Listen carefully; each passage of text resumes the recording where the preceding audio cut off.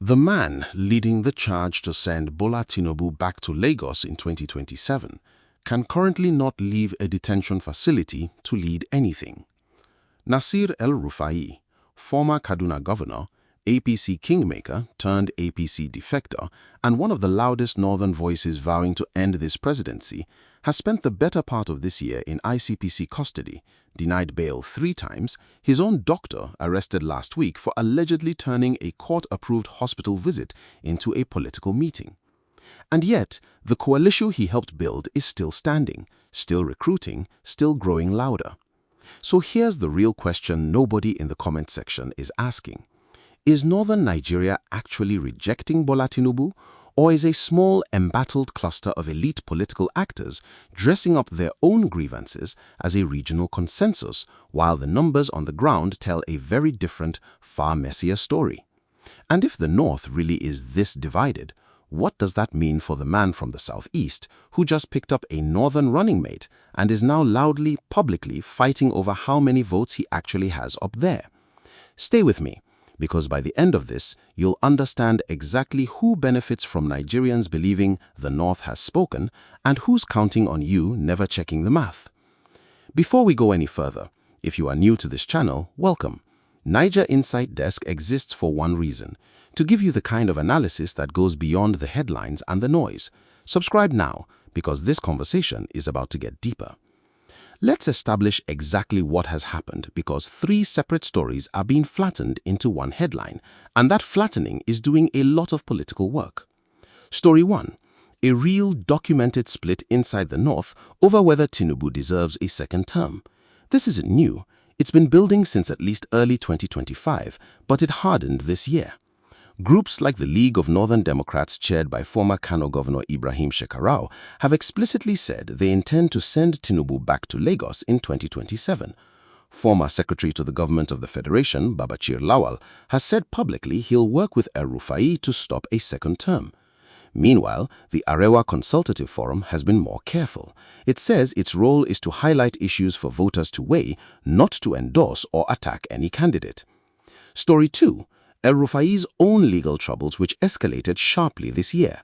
He was taken in ICPC custody in February and has since faced overlapping prosecutions, from the ICPC on corruption and money laundering charges tied to a Kaduna CCTV contract, and separately from the DSS over alleged interception of communications involving National Security Advisor Nuhu Ribadu.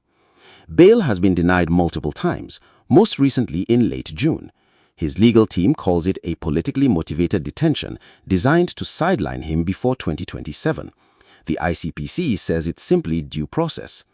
Story 3. The consolidation of the opposition around Peter Obi and Obi-Kwankwaso, who left the ADC in May to join the Nigerian Democratic Congress. The NDC zoned its presidential ticket south to Obi, with Kwankwaso as his running mate. And just 5 days ago, Kwankwaso was publicly fighting to defend the idea that this ticket actually has northern legs, after a former Borno governor said it didn't. None of these 3 threads is fabricated, but none of them on its own is the North has rejected Tinubu. Put together carelessly, they create an impression of unanimous regional revolt that the evidence doesn't actually support. Our job today is to take them apart individually and put them back together honestly. Let's start with the institution most people are ignoring in this story: the courts and the anti-corruption agencies operating through them. El-Rufai's case sits at the center of a genuinely difficult institutional question. On one hand, the ICPC and DSS are constitutionally empowered to investigate and prosecute corruption and unlawful interception of communications, regardless of who the target is. A former governor is not above that process, and Nigeria's anti-graft architecture, however imperfect, exists precisely to test whether powerful people can be held to the same standard as everyone else. On the other hand, the pattern here deserves scrutiny. El-Rufai was first taken from EFC custody, where he had voluntarily reported and been granted administrative bail, according to his legal team's account, in a move they characterize as unlawful rendition. He has since faced repeated overlapping charges across multiple courts in Kaduna and Abuja, with bail denied on procedural grounds each time. His lawyers argue this reflects prolonged detention without a clear path to trial resolution. precisely the kind of ambiguity that lets a process designed for accountability be read, rightly or wrongly, as a tool for political containment. We're not going to tell you which of those framings is correct. That's not our job, and frankly, it's a question for the courts, not for a YouTube script. What we will tell you is this: the ambiguity itself is doing political work. Every additional adjournment, every denied bail application, every arrest of someone in his orbit, like his personal physician last week, reinforces the opposition's narrative of persecution, whether or not that was the intent. Institutions that operate in that kind of gray zone don't just process a case, they generate political meaning with every ruling. Now to the other institutional layer: political party structures. The APC's Progressive Governors Forum itself has fractured this year over internal leadership disputes, exposing that even the ruling party's northern coalition isn't the monolith it presents itself as. Meanwhile, the National Assembly's own Northern Caucus split publicly, with some legislators endorsing Tinubu's 2027 bid and others rejecting that endorsement as unrepresentative. A former Northern Legislators Forum flatly said the endorsing group didn't speak for all its members.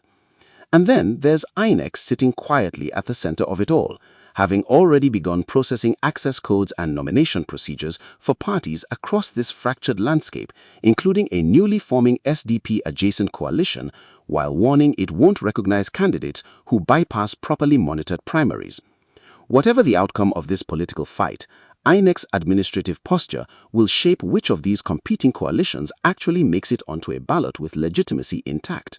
Now let's talk about who actually benefits from each version of this story. If you're in Tinubu's camp, the ideal narrative is simple. Paint the anti-Tinubu Northern Bloc as a small, personally aggrieved clique. El-Rufai angry about a lost ministerial appointment, Lawal riding his coattails, rather than a genuine regional movement. That's precisely the line the ACP and its allies have pushed. It's also notably the line taken by groups like the Bagi Nation Coalition in Kaduna, who've publicly rejected being lumped into El-Rufai's opposition and pledged loyalty to Tinubu and Kaduna's sitting governor.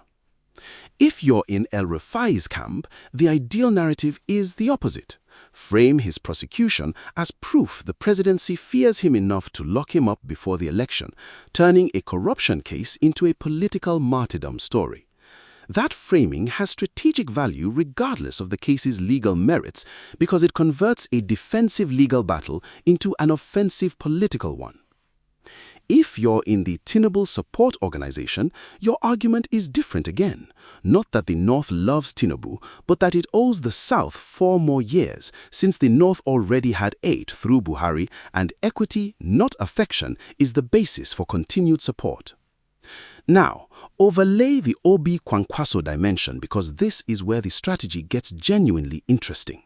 By pairing with Kwankwaso, Obi is explicitly trying to solve his single biggest 2023 weakness: thin structural depth outside the South and urban centers. Kwankwaso brings the Kwankwasian movement's grassroots machinery in Kano and the Northwest. That's not symbolic, it's electoral infrastructure.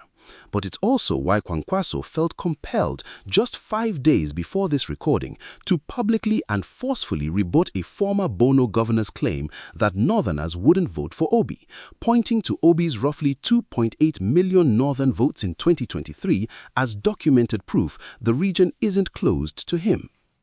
That public fight matters strategically. It tells you the North isn't a settled electoral bloc waiting to be claimed by whoever shouts the North rejects Tinubu the loudest. It's contested terrain with competing camps, each trying to establish which narrative about Northern sentiment becomes the accepted one before votes are ever cast. Who's conspicuously quiet in all of this? Watch the Northern ACP governors who owe their positions to Tinubu's patronage network. Their silence isn't neutrality, it's calculated risk management, waiting to see which narrative wins before committing publicly. Now, if what you just heard challenges what you thought you knew, drop it in the comments. I want to hear your read on this before we get to the part that reframes everything. The second and third order consequence here is this. If the North rejects Tinubu narrative hardens into conventional wisdom, regardless of its accuracy, it changes real behavior. It affects how governors position themselves, how ACP allocates 2027 resources, and how badly the opposition needs to actually deliver a unified northern structure rather than just claim one. Step back from the personalities and look at what this does to the country's underlying power balance. Nigeria's unwritten zoning principle that the presidency rotates loosely between north and south to preserve national cohesion is being tested from multiple directions simultaneously. The NDC's decision to zone its ticket south to Obi for a single 4-year term is itself a strategic bet that voters value that principle enough to reward a party that formalizes it. Whether that bet pays off depends heavily on whether Kwankwaso can actually convert northern goodwill into northern votes.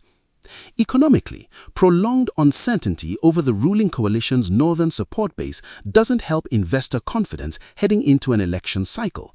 Markets price in political stability, and a genuinely fractured northern ACP base, if it proves real rather than performative, raises questions about governability in a second term.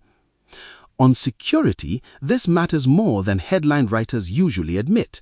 Nigeria's north carries a disproportionate share of its security burden. Banditry, displacement, and economic hardship from subsidy removal and currency reforms have hit the region's poorest hardest. When political elites fight over who speaks for the north, ordinary northerners living through that hardship are often invoked but rarely consulted. That's the gap between elite political maneuvering and lived reality that this whole story risks obscuring. And on ethnic and regional tensions, precise attributed language matters enormously here. Saying El-Rufai and the League of Northern Democrats oppose a second Tinubu term is analysis.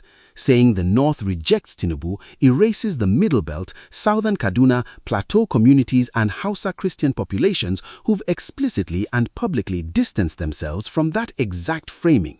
Collapsing a genuinely diverse region into a single political verdict isn't just inaccurate, it's the kind of shortcut that deepens exactly the tension serious governance is supposed to manage. For the diaspora audience watching from London, Houston, Toronto, and Johannesburg, here's why this matters beyond Nigeria.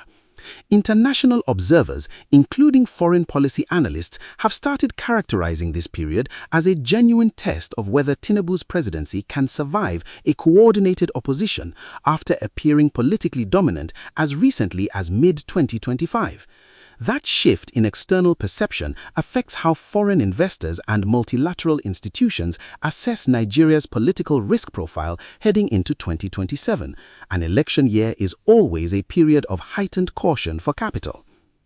It also feeds a broader continental pattern worth naming honestly: the use of anti-corruption institutions in politically charged moments, where the same prosecution can be simultaneously a legitimate accountability mechanism and a convenient tool against an inconvenient opponent.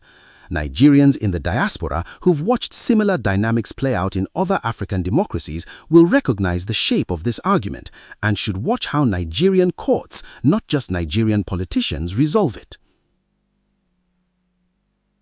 Let's steelman the strongest version of the North rejects Tinubu argument before we push back on it.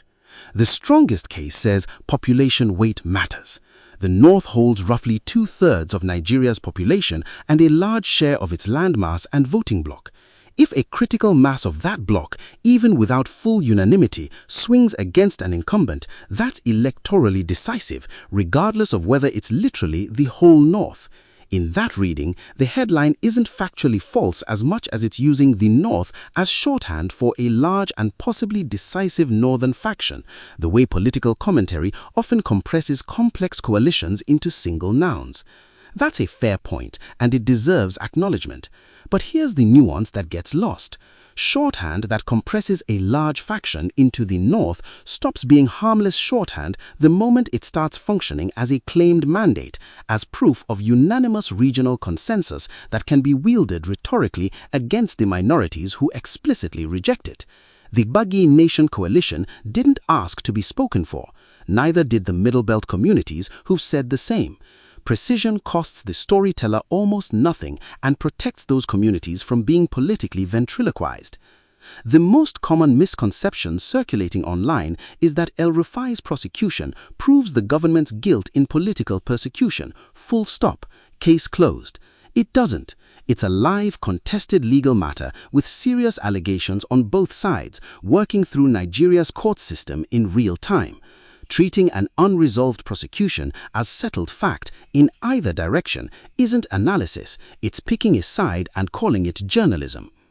What this means for Nigeria's democratic trajectory is straightforward.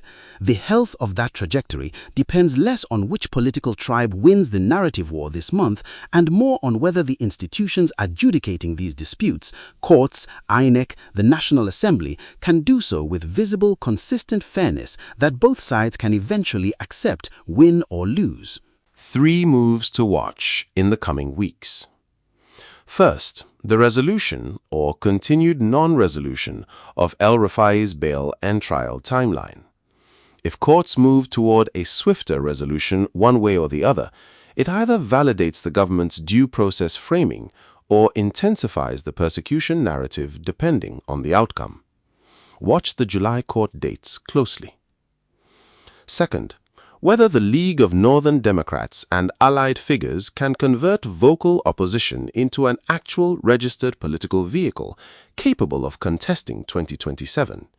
A coalition that talks about unseating a president needs ballot access, and INEC's posture on new party registrations will be the real test of whether this is a movement or a grievance. Third, watch how Kwankwaso and Obi handle further challenges to their northern credibility. The sheriff exchange won't be the last. If similar challenges keep surfacing and get rebutted only with 2023 vote totals, rather than fresh 2026 mobilization numbers, that's a signal the NNPPC's northern claim is more aspirational than operational.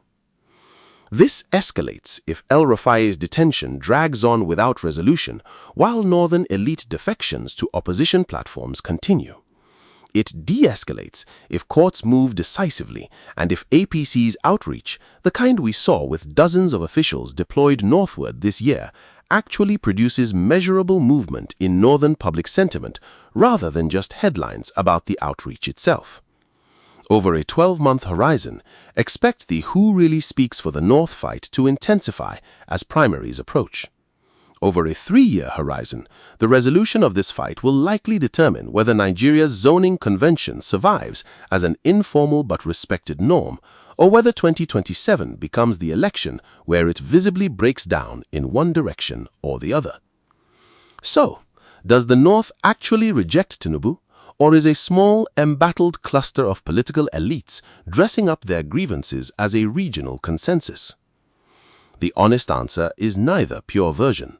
There is a real, documented, elite-level movement against a second Tinubu term, led by identifiable figures with identifiable grievances, some personal, some principled, and reasonable people can disagree on which is which. There is also a real, documented northern constituency that explicitly rejects being folded into that movement. Both are true at once. The North isn't unanimous in either direction. It's contested, the way any bloc over 100 million people across a dozen states inevitably is.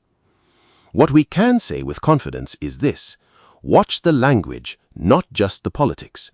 Whoever tells you the North has spoken on either side of this fight is usually the one who benefits most from you not checking who actually did the speaking. We'd genuinely like to know where you land on this. Push back on the analysis. Tell us what we're missing. Tell us what's happening in your own state that the national headlines aren't capturing. And here's the thread we're leaving open. If El-Rufai's case resolves in the coming weeks, either through bail, dismissal, or conviction, it will reshape this entire opposition coalition's calculus overnight. We'll be watching it closely, and so should you. If this analysis gave you clarity, not agreement, clarity, share it with one person who needs to understand what is actually happening. Like, subscribe, and I will see you in the next one.